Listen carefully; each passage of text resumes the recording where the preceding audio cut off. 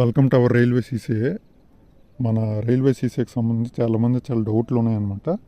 Okay, వాటిని ఇప్పుడు మనం క్లియర్గా తెలుసుకుంటాం అనమాట.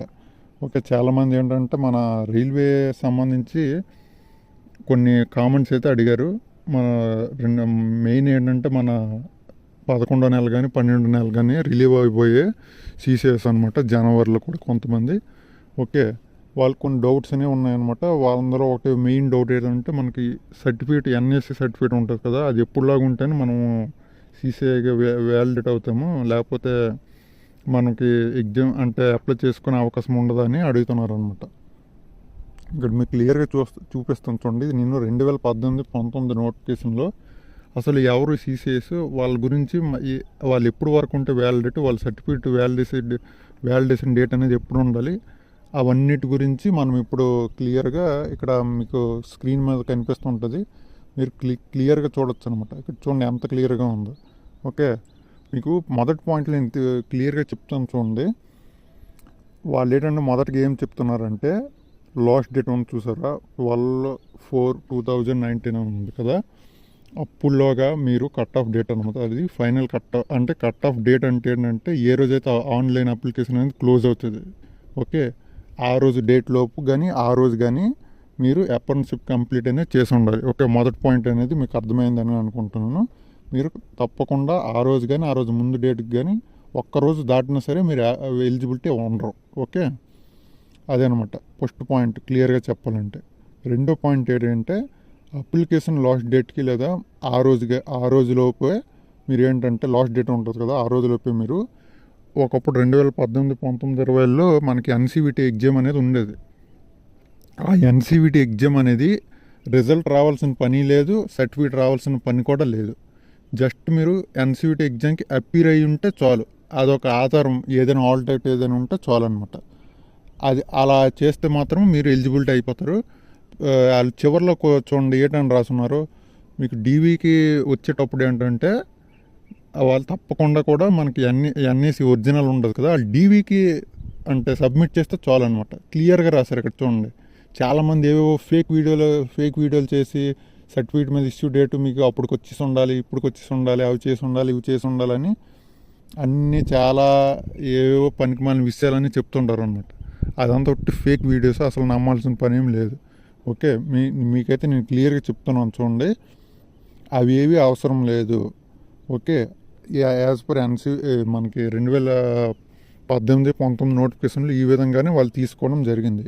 ఈ ఎన్ఏసి సర్టిఫికేట్ అవసరం లేదు, ఎన్ఏసి ఇష్యూ డేట్ కూడా అవసరం లేదు. సర్టిఫికేట్ అనేది లాస్ట్ డేట్కి మీరు ఇస్తే చాలన్నమాట. ఓకే, అంతగాని వాళ్ళు ఏవో చెప్పేస్తున్నారు చాలామంది. అయితే ఇప్పుడు మనకి 2024 గ్రూప్ డికి కొన్ని డౌట్స్ అయితే ఉన్నాయి. అవి ఏంటంటే ఇప్పుడు పరిస్థితులు అనేవి చాలా ఏవి మీకు ఇప్పుడు క్లియర్గా చెప్తాను చూడండి. మనకి ఇప్పుడు వచ్చే దాంట్లో 1/3 అనేది 2022లో యాడ్ చేశారు. అదే 2022లో ప్రాక్టికల్ ఎగ్జామ్ అనేది తీస్తారు. ఇప్పుడు ఎన్సీవీటీ ఎగ్జామ్ అనేది లేదు. ఎన్సీవీటీ ఎగ్జామ్ లేకపోతే మనం ఎలా అపీర్ అవుతామో ఒకసారి మీరు ఆలోచించండి.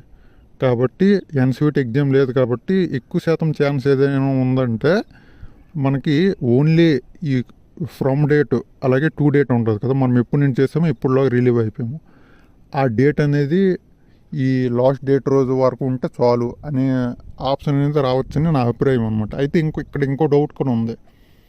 మనకైతే ఉండదు. ఓకే, ఫ్రెషర్స్ ఉంటారు, వాళ్ళు 2 years అప్రెంటిస్‌షిప్ చేస్తారు రైల్వేలో, ఐసీఎఫ్ ఆర్సీఎఫ్ దాంట్లో 2 years చేస్తారు. మరి వాళ్ళకి అలాగా వాళ్ళు ఏంటంటే ఎన్సీవీటీ ఎగ్జామ్ రాసి వాళ్ళు మార్క్స్ కోసం వెయిట్ చేస్తారు. ఓకే, ఒకవేళ అప్పటి వరకు వాళ్ళు ఎన్సీవీటీ ఎగ్జామ్ అపీర్ కాలేకపోతే, అంటే రాసి ఉండకపోతే, రిజల్ట్ అవసరం లేదు కాబట్టి రాసి ఉండకపోతే వాళ్ళకి ఎలాగా అనేది ఇది ఒక డౌట్ అనేది ఉందన్నమాట. కాబట్టి నోటిఫికేషన్ వచ్చిన తర్వాత చాలా క్లియర్గా అనేది వాళ్ళు చెప్తారనమాట. ఎందుకంటే మనకి 2019-18 పరిస్థితులు వేరు, ఇప్పుడు వేరు. మనకి కొత్త రూల్స్ అనేవి వచ్చాయి. సర్టిఫికేట్లోనే చాలా రూల్స్ అనేవి మారాయి. ఓకే, ప్రాక్టికల్ ద్వారా కొందరికి ఫ్రెషర్స్కి అయితే డైరెక్ట్గా ఎగ్జామ్ 2 yearsకి ఉంటుంది రెగ్యులర్గా. ఓకే, వీటికి వారికి ఎలాగ అసలు చేస్తారనేది ఇదొక అందరికీ చాలా అనుమానం అనమాట. కాబట్టి యాజ్ పర్ 2018-19 వరకు అయితే లాస్ట్ డేట్ వరకు మీరు అప్రెంటిస్షిప్ కంప్లీట్ చేసి ఉండాలి. ఎన్సీవీటీ ఎగ్జామ్కి అపీర్ అయి ఉండాలి. ఇప్పుడైతే ఎలా చేస్తారనేది మనము నోటిఫికేషన్ వచ్చిన తర్వాత చూడవచ్చు. మ్యాక్సిమం నేను ఇందాక చెప్పాను కదా, ఎన్సీవీటీ ఎగ్జామ్ మనకు లేదు కాబట్టి మనకి ఒకలాగా మనకి ఫ్రెషర్కి ఒకలాగా రూల్ పెట్టే అవకాశం ఉండొచ్చు అని నేను అనుకుంటున్నాను అనమాట. ఓకే, వాళ్ళైతే ఈ ఎన్సీవీటీ ఎగ్జామ్ అపీర్ అయితే చాలు, మనకి సర్టిఫికేట్ డేట్ ఉంటే చాలు అన్నట్టు ఉంటుందేమో అని నేను అయితే అనుకుంటున్నాను అనమాట. ఓకే, ఇదైతే అఫీషియల్ అనమాట. నేను ఏవైతే ఎక్కడి నుండి అయితే వాళ్ళలాగా ఈ డేట్ ఉండాలి ఆ డేట్ ఉండాలి ఏ డేట్ ఉండాలని ఎక్కడ కూడా ఎవరు చెప్పరు, అదంతా ఫేక్ అనమాట. ఓకే, ఇక్కడ మనకి క్లియర్గా రాశారు.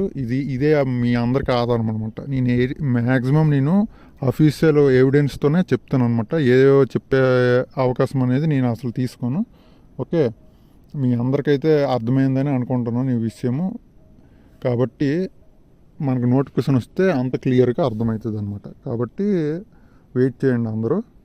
ఇక్కడ ఇంకొక విషయం ఏంటంటే, రీసెంట్గా మనకి రైల్వే నుండి ఇంకొక అప్డేట్ అనేది రావడం జరిగింది. అదేంటంటే మనకి నార్మలైజేషన్కి ఎలా చేస్తారు అనేది వీళ్ళు ఒక మెథడ్ అనేది ప్రతి నోటిఫికేషన్కి ఫాలో అవుతారు. ఈసారి అన్ని నోటిఫికేషన్ కలిపి క్యాలెండర్ వైజ్ కాబట్టి ఒక నోటీస్ ఇచ్చి దాని ద్వారా అనేది ఫాలో అవుతారు అనమాట. అందులో మనకి ఎక్కువ అవసరం లేదు, 2 పాయింట్లు మెయిన్ అనమాట. ఓకే, ఇవి రెగ్యులర్గా ఉన్నవే, కానీ చాలామంది నార్త్లో నేను కొంతమంది వీడియోలు చూస్తే వాళ్ళు చాలా రాంగ్ చెప్తున్నారు అనమాట. అది కాదు, మనకి ఎప్పుడులాగా నార్మల్గా పరిస్థితులన్నీ నార్మల్గా ఉంటాయి, ఇందులో ఎలాంటి మార్పు లేదు అని నేను చెప్పి ఒక చిన్న పోస్ట్ అనేది ఈ మధ్యన పెట్టాను కమ్యూనిటీలో. ఎవరైనా చూడకపోతే ఒకసారి చూడండి, లేకపోతే ఈ వీడియో చూస్తే పూర్తిగా అర్థమవుతుంది అనమాట. ఇక్కడ మీకు క్లియర్గా చూడండి, ఇక్కడ మనకి అన్నీ కనిపిస్తున్నాయి. Okay, in order finalize based అని మొత్తం ఉంది కదా మొదటి నుండి. ఇక్కడ చూడండి, minimum percentage of marks, okay, eligibility categories అని ఉంది. ఓకే, యూఆర్కి 40, ఈడబ్ల్యూఎస్కి 40, ఓబీసీకి 30, ఎస్సీకి 30, ఎస్టీకి 25, కానీ గ్రూప్ డీకి మాత్రం ఇక్కడ చూడండి లెవెల్ 1 ఎగ్జామ్ ఎస్టీ 30 అనమాట. ఓకే, ఇది ఎప్పుడులాగా ఉన్నదని దీనికి అవసరం లేదనమాట. ఓకే, కాబట్టి దీని గురించి ఎక్కువ ఆలోచించాల్సిన పని ఏం లేదు. ఇది ఎప్పుడులాగా ఉన్న నార్మలైజేషన్ మార్క్స్ ఎన్ఎస్సి సిబిటి కలిపితే ఈ మార్క్స్ అనేవి వస్తేనే మీకు నార్మలైజేషన్ అనేది చేస్తారు.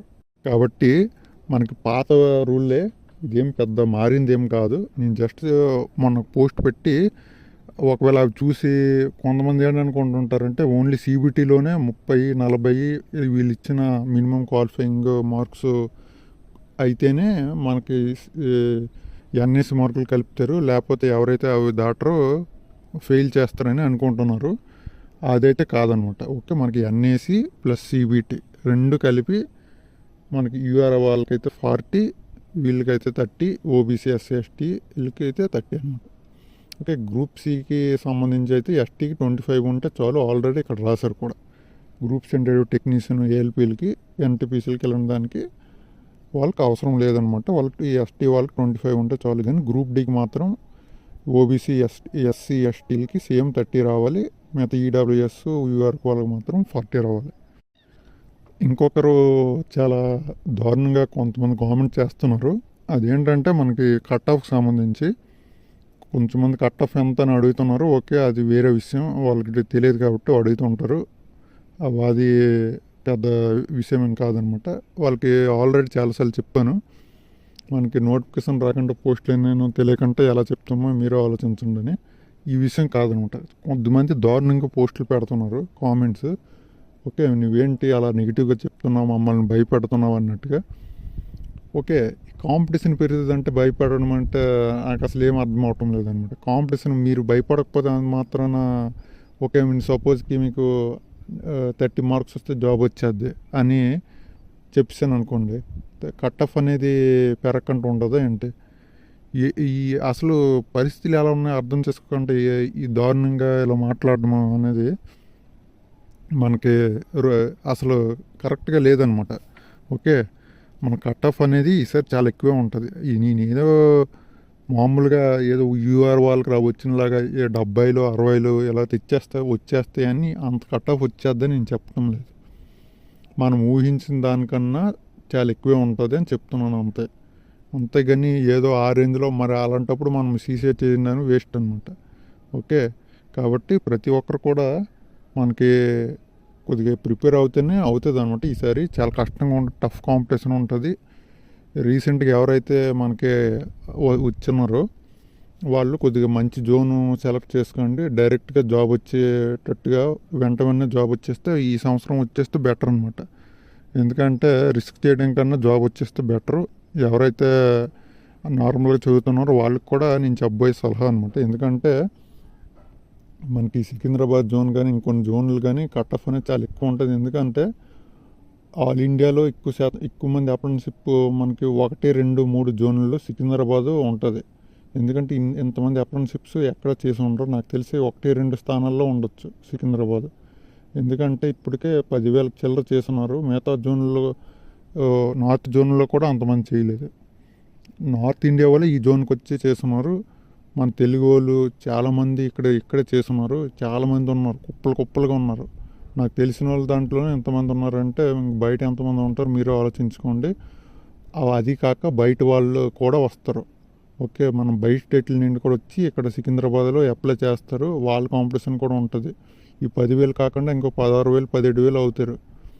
ఓకే, అప్పుడు కాంపిటీషన్ ఏ విధంగా ఉంటుందో ఊహించుకోండి. వీళ్ళు ఇచ్చే పోస్టులకి, వాళ్ళు రాసే ఎగ్జామ్కి, కాంపిటీషన్కి ఎంత దరిద్రమైన పరిస్థితి అనేది ఉంటుందో మీరు అర్థం చేసుకోవచ్చు. కాబట్టి ఈసారి సీరియస్గా అనేది తీసుకోండి. ఓకే, మా ఫ్రెండ్ చెప్పాడు, వీళ్ళు చెప్పారు, మా ఫ్రెండ్ ఏ జోన్ అప్లై చేస్తే నేను దానికే వెళ్ళిపోతాను, అంత గుడ్డిగా అనేది ఉండకండి అనమాట. ఓకే, డైరెక్ట్గా అనేది మీకు అసలు ఏ జోన్ సెట్ అవుతుంది, నేను ఎలా చదువుతున్నాను, ఓకే అలా ఆలోచించండి. కానీ ఇలా గుడ్డిగా ఒకరు చూసుకొని అలా వెళ్ళకండి అనమాట. ఓకే, ఎందుకు వాళ్ళు ఒకవేళ మీ ఫ్రెండ్ చదివినవాడైతే వాడైతే మీరు ఎవరు, ఒకవేళ మీ ఫ్రెండ్ మీరు ఒకేలా చదివే ఉండొచ్చు అనమాట, ఒకేలా చదవచ్చు అనమాట. అప్పుడు ఏంటంటే మీరు కొద్దిగా ఆలోచించుకొని మనకు వచ్చే జోన్ ఏదనేది కొద్దిగా ప్రాక్టికల్గా ఆలోచించి నిర్ణయం తీసుకోవాలన్నమాట. ఓకే, ఇష్టం వచ్చినలాగా వెళ్ళిపోతే ఇంకా అంతే సంగతులు అనమాట. ఓకే, జాబ్ వచ్చే అనేది పోస్టులు ఎన్ని ఉంటే అంతమందికి జాబ్ వస్తుంది. ఓకే, ఆ విషయం గుర్తుంచుకోండి. మేము సీసీఐ చేసాం కాబట్టి మేము ఎంతమంది చేస్తున్నాము, ఆల్ ఇండియా వైడ్గా ఎంతమంది సీసీఐలు ఉన్నారు వాళ్ళందరికీ జాబ్ వచ్చేది అనుకోవడం మూర్ఖత్వం అనమాట. అది అసలు ప్రాక్టికల్గా వర్కౌట్ అవ్వదు. కాబట్టి మీరే అర్థం చేసుకోవచ్చు.